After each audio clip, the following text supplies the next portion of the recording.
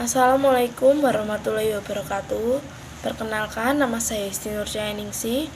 Saya semester 4 dari kelas 05 Fakultas Hukum Universitas Slamet Riyadi Surakarta. Di sini saya akan mempresentasikan tugas mata kuliah Hukum Agraria tentang hak menguasai dari negara.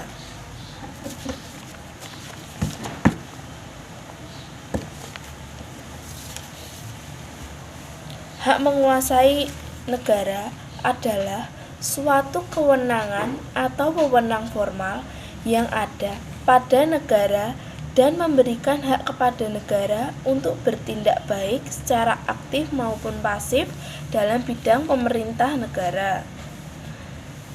Tanpa adanya penguasaan negara, maka tidak mungkin tujuan negara yang telah ditetapkan dalam konstitusi atau undang-undang dapat diwujudkan.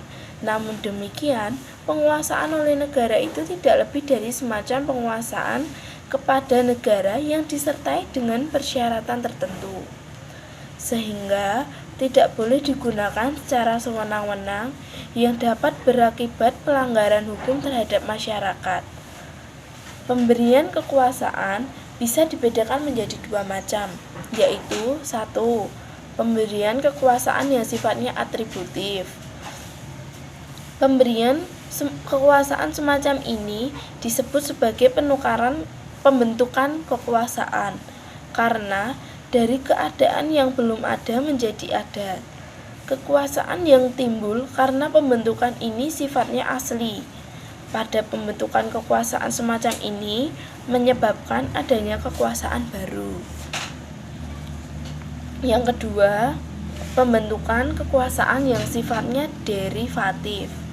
Pemberian kekuasaan ini disebut juga sebagai pelimpahan kekuasaan, karena dari kekuasaan yang telah ada dialihkan kepada badan hukum publik lain. Oleh karena itu, sifatnya derivatif. Hak menguasai negara, di mana hak ini dilandasi oleh ketentuan pasal 33 Undang-Undang Dasar 1945. Dan hak menguasai negara dapat berupa kegiatan. 1. Mengatur dan menyelenggarakan pembentukan, penggunaan, persediaan, dan pemeliharaan bumi, air, dan angkasa. 2. Menentukan dan mengatur hubungan-hubungan hukum antara orang-orang dengan bumi, air, dan angkasa. Yang ketiga, menentukan dan mengatur hubungan-hubungan hukum antara orang-orang dan perbuatan-perbuatan hukum yang mengenai bumi, air, dan ruang angkasa. Lalu, hak menguasai dari negara tersebut pada pasal 2 UU-PA yang merupakan aturan pelaksanaan pada pasal 33 ayat 3 Undang-Undang Dasar 1945. Pelaksanaannya dapat dikuasakan pada daerah-daerah, swasta, dan masyarakat hukum adat, sekedar diperlukan dan tidak bertentangan dengan kepentingan nasional menurut ketentuan-ketentuan peraturan yang berlaku. Berdasarkan pasal 2 UU-PA dan penjelasannya tersebut, menurut konsep UU-PA, pengertian dikuasai oleh negara bukan berarti dimiliki, melainkan hak yang memberi kewenangan pada negara untuk menguasai hal tersebut.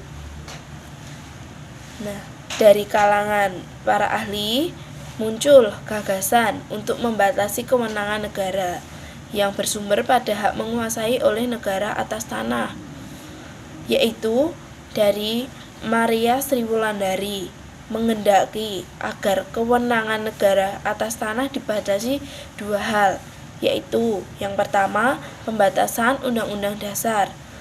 Pada prinsipnya, hal-hal yang diatur oleh negara tidak boleh berakibat terhadap pelanggaran hak-hak dasar manusia yang dijamin oleh Undang-Undang Dasar.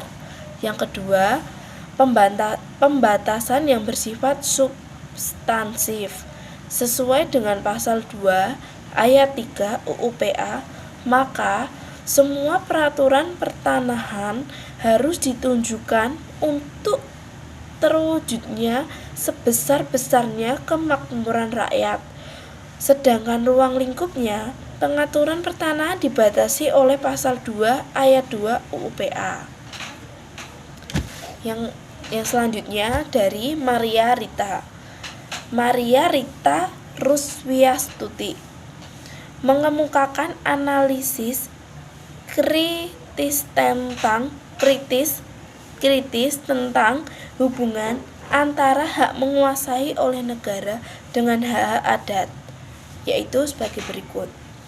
Politik hukum agraria yang terkadang dalam Undang-Undang Pokok Agraria 1960 tersebut sejak semula telah menetapkan keluasan kewenangan negara dalam menguasai sumber-sumber agraria di seluruh wilayah negeri ini.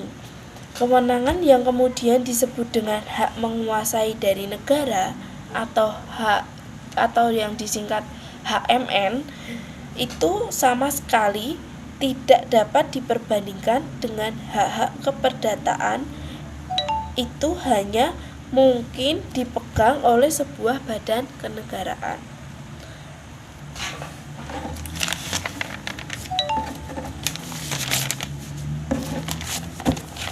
Mungkin sekian presentasi dari saya. Bila ada kesalahan kata atau salah pengucapan dari saya saat presentasi, mohon maaf yang sebesar-besarnya. Sekian dari saya. Wassalamualaikum warahmatullahi wabarakatuh.